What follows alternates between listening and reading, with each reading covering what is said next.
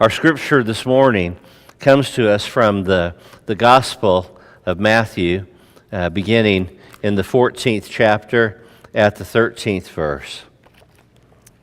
Listen to God's word for you. Now when Jesus heard this, he withdrew from there in a boat to a deserted place by himself. But when the crowd heard it, they followed him on foot from the towns. When he went ashore, he saw a great crowd, and he had compassion for them, and he cured their sick. When it was evening, the disciples came to him and said, "This is a deserted place, and the hour is now late. Send the crowd away so that they may go into the villages and buy food for themselves." And Jesus said to them, "They need not go away. You give them something to eat." And they replied, "We have nothing here but 5 loaves and 2 fish." And then he said to them, "Bring them here to me."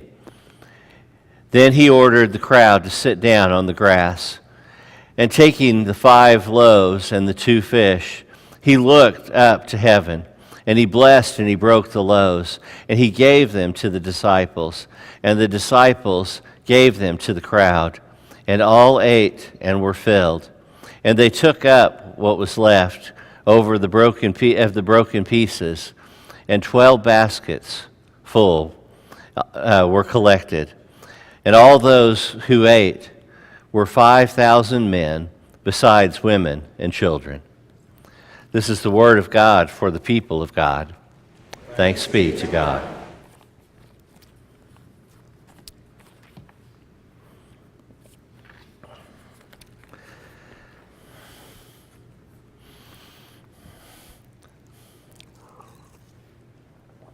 Well, as I mentioned about the video, I think there are times whenever, as a church, we could get to a place where we feel like we've expended our energy and we've gotten tired.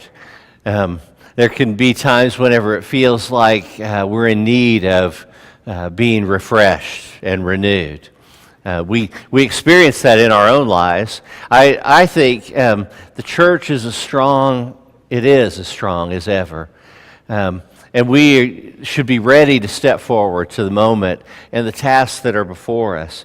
But sometimes we can feel inadequate to the task because we get to a place where we feel that we are empty, where we've given what we can, and unless we are refueled, we have nothing more to give. I don't know if you ever get to that place in your life. Probably daily, don't you? You get to the end of the day and you are tired if you've worked hard or you've expended energy. And I several years ago had come to a new definition by someone who had introduced it to me about, we used to talk about introverted and extroverted people, that introverted people really like to spend their time alone. Extroverted people like to spend their time with other people. The way that I heard this redefined gave me a better sense of how it is, because, of course, we're all at different places on that spectrum. But the question is, when you get empty, where do you go to refill? And for an introverted person, it takes a lot of energy to be with other people. And when you are with other people, that energy level is taken down. And in order to recharge, you need to find time away, to be able to pull away, to recoup your energy, to find your focus again. To people who are very far on the introverted spectrum, that's exactly what they need. Too much time with too many people, and they need to pull away in order to find their energy again. For an extroverted person, time alone is draining. And whenever they get to a place where they need to be recharged, they need to go and be where other people are. They need to be connected to folks, and they get refueled by that energy with other people. All of us have different levels of that. It's not that we're one or the other. There are times when we get fueled by being with others, and there are times that we need to pull away and to find our energy, to get a sense of power again in our lives. When I was younger, to think about going on a retreat meant going and being active with lots of kids and lots of activity. Now I just think the thought of that drains me. Now, to think about going on a retreat, I imagine a very peaceful scene, maybe in the mountains or in the desert, and a place where you can go and find a sense of renewed energy, perspective. It says that Jesus went out to a deserted place. And I think there's something significant about that. Jesus had been in ministry with the people for a long time. We came through a long section of his teaching. And as one of the first things that you need to know about the Gospel of Matthew is that the Gospel of Matthew is divided up into 5 sections. And the sections kind of reflect for us how the Torah, the 5 books of the Old Testament, the first 5 books, which were the books of Moses, that those 5 sections kind of reflect the 5 books that Moses came. And that when Jesus comes, the writer of the Gospel of Matthew wants us to see Jesus as the fulfillment of all that Moses had brought. He is the completion of what God set into being and at work in the world. And so in these sections, we see that. And so that he goes to a deserted place, that he goes to the other side of the lake. Jesus is going to a place to refuel. He's pulling away to a deserted place so that he can find his energy again. Because he's been giving, and he's been giving so much. In the section, the other thing that's about it is that he's also just received news that his cousin, John the Baptist, is dead. And he receives this news about his death. And I think those two things, of having this period where he has been pouring himself out into the lives of people, and then receiving that news, that even Jesus got to a place where he was beginning to feel tired and needing to find a way to refuel. And so he pulls away to a deserted place. He's in need of some time away. He's in need of some rest. I don't know how you are in your family. If you don't know how you are in your family, just ask your family members. I'm sure they will be willing to tell you. But when you get tired, how are you in how you relate to other people? When you begin to get tired, of course, we see it most when we see our children when they're real young. They'll get to the place where, they just get grouchy and they're no fun to be with. One of our children, I won't name them, but one of them would go and go and go, trying to fight off falling asleep, and they would just work harder and harder and harder until the moment they would collapse, and it was just out, And sometimes we're kind of that way. We just keep pushing and pushing and pushing. But for many people, when you get tired, you start to get a little grouchy. Maybe I should say we. We start to get a little grouchy. You get to a place where you're tired, you've been pouring yourself out, doing all this stuff, and when you're tired, things are just different. Your fuse is short, get upset with people quickly. It's just, we're not the same person as when we are full of energy and ready to go. We're different. And so when we get to that place, we need to be able to have a time to pull away and to renew ourselves. That's partly what summer vacations are for, isn't it? To have a moment to pull away, to step away so that we can then refuel, so that we can re-engage. Many of you have been on great summer vacations. I see you on Facebook in places all over the world. I see you doing all kinds of things. My perspective is you all should be refueled and ready to go, right?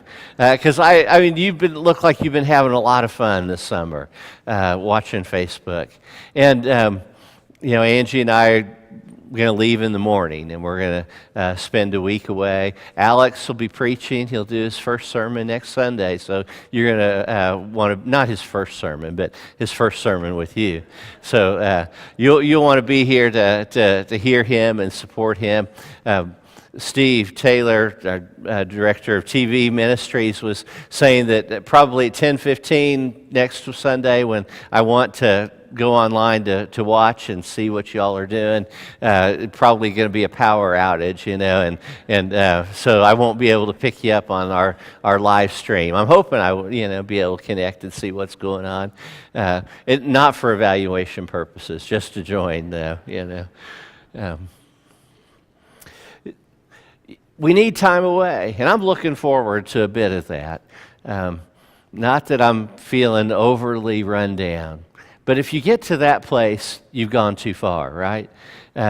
We need to have that check-in. We need to have the time to be able to step away for a moment, to not worry about if the electricity goes off like it did this morning. That'll be Alex's to deal with tomorrow.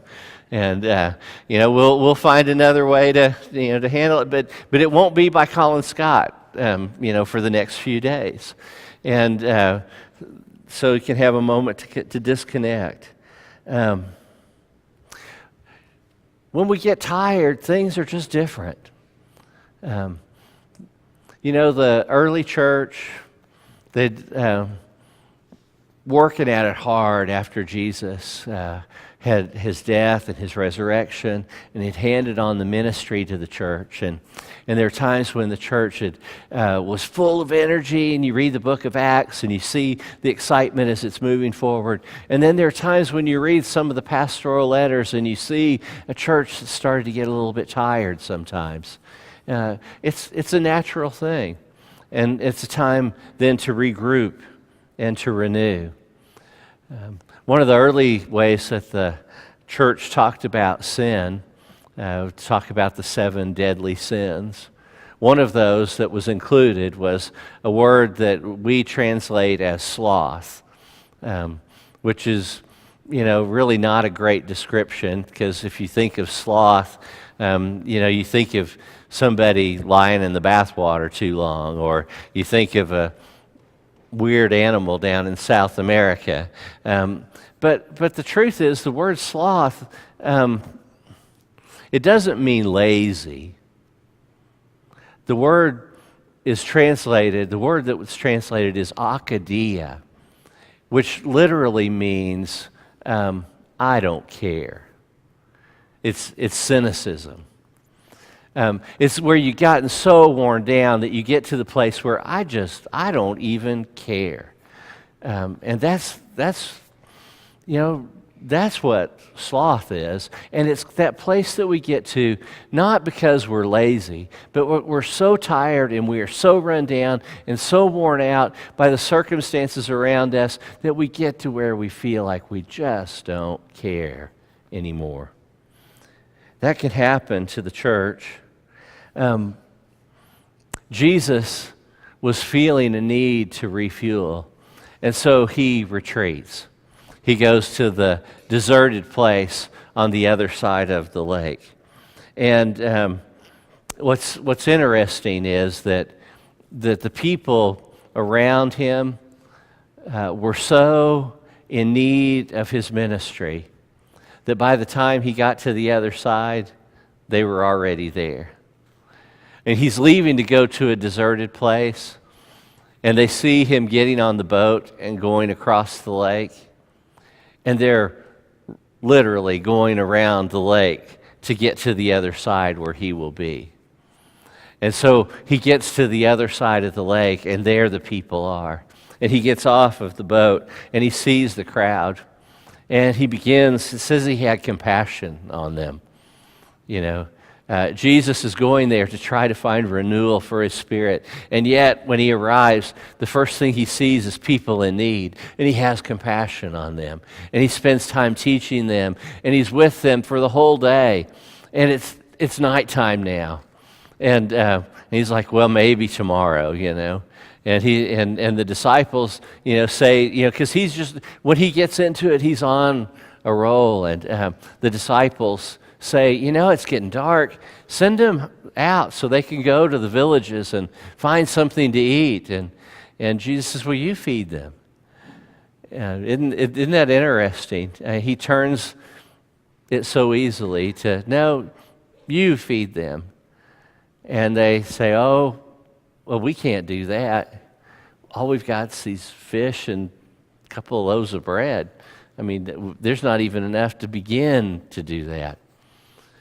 This is one of the stories of the Bible that is in all our Gospels. Every Gospel has a version of this story. In John, it includes a young boy bringing the loaves and the fishes up. In this one, it doesn't. But in every church I've ever been at, there's always been a dinner where somebody comes and says, now you come up, we need your help. How do you do that multiplication of the loaves and fishes thing? Because we're running low on food and we're not sure we're going to be able to feed everybody. There always will be a time that someone, will bring that story up. And there are occasions that are that way. And usually what you find is you make it through, and it might be close in the end. On a rare occasion, the church might run out of food. But that's a pretty rare situation where that occurs. But we always like to have fun with that, Let's multiply it so we can have enough. And what's interesting is that God always seems to be able to provide. Somehow it seems to be enough. The truth is, I rarely need to eat a meal. Most of us in our lives rarely need to eat that next meal. We have more than enough. We live in abundance. We live in a world where we have more than we truly ever need. And if we put our life into that perspective, there's always more than enough. There's always abundance around us in that way. Where we can find that the true spiritual and physical needs of the world, that those who are in need of compassion can be met. What's interesting is to think about all those people who go all the way around the lake to meet Jesus.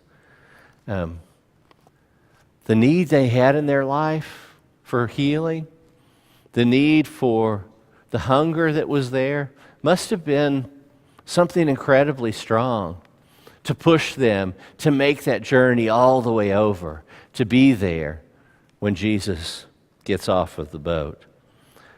We'll go to almost any length to be in the presence of someone who can bring that kind of healing and wholeness to our lives. We're willing to go to extraordinary lengths to do it. It amazes me the length to which people will go just for a good meal. People will drive long distances. If you want to have the best fried chicken, what do? You drive up to Okarchi, right? And there you can have great fried chicken. If you want to have the best catfish in the state, you drive down to Medill, right?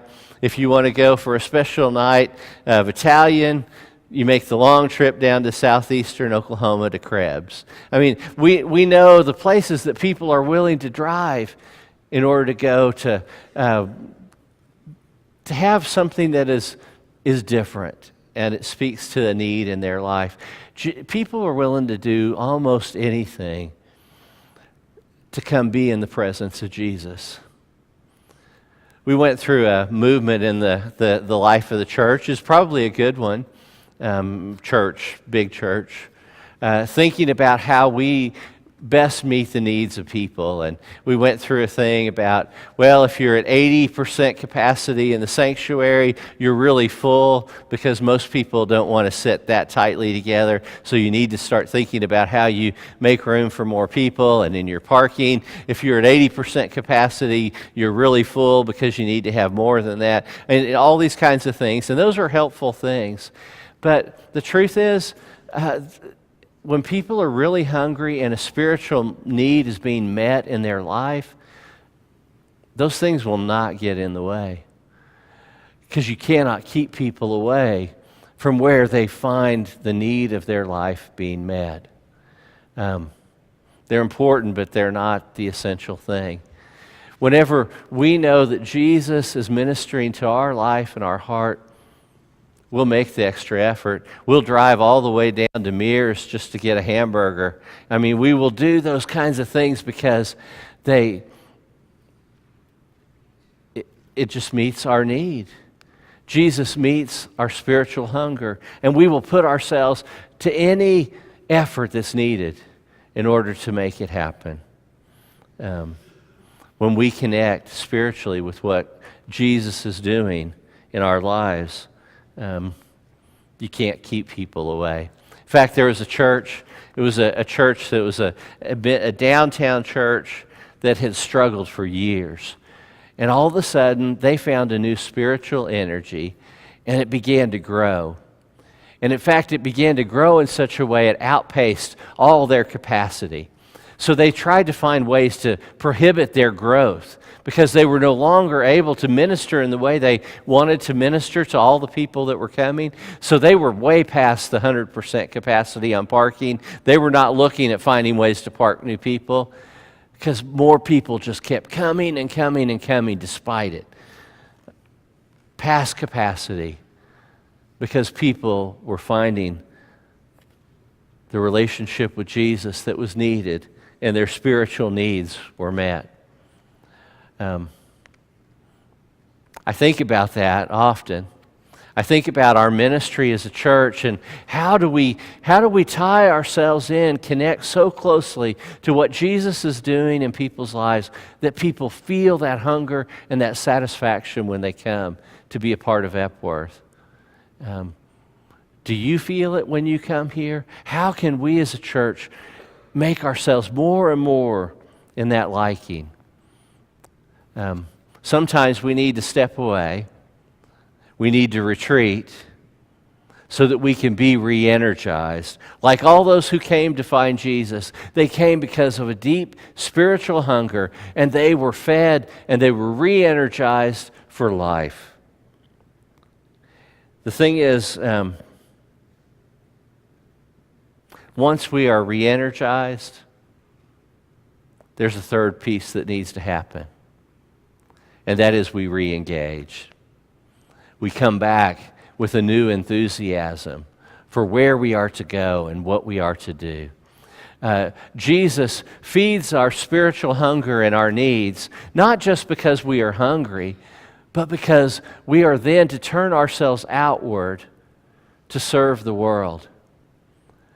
We are re-energized so that we can re-engage in the places of need all around us. This deserted place that they find themselves in is now some place that they are energized to be able to go back into service. You go on a spiritual retreat, spiritual growth retreat, and you find yourself energized through that moment, and you when you get back, you have this energy and this excitement, and you begin to engage in it, and you hold on to it for a while, but then you can feel it begin to dissipate little by little. I think it's often akin to going to see a really good movie. And when you go into the movie theater and you begin to watch the movie and you get so engrossed in the movie that when the movie ends and you find yourself walking back into the parking lot and it's like, oh yeah, there's this world that I live in. When we get to that place where we are re-engaged and we are spiritually fed, we are at a different place than we were when we came in. And that energy is for service. It's for how we live in the world, refueled through the rest and refreshment. Jesus had compassion for them, and we are ready to re-engage and to serve the world again. Whenever we come to church, and it's a Sunday like today, the first Sunday of the month, we share in the meal of communion. And I remember for me as a kid, communion, was long, was something I really didn't like. I didn't know what it was all about. In fact, I can very clearly remember, this is terrible, listening to the minister read through the prayer of great thanksgiving, and I would open and shut my ears, to what sounds I could make, to hear, just anything to get myself through it, And yet, for me these days, to share in communion is one of the most holy things that I can do. Because whenever I come and I receive the bread and the cup, I realize that like those 5,000, I'm being fed by Jesus spiritually, that I'm coming to the one who loves me so much that he's willing to give all that he has to make my life complete. And that as I participate in that, my life is made whole again. It's like rest and refreshment, so that I am made whole again, ready to re-enter and to serve the world. I pray for you that this hour, this experience of worship is one of those for you, that you find yourself re-engaged. I pray that as you come and you share in God's gift of communion, that you are refueled so that you can re-engage in ministry with the world. Amen.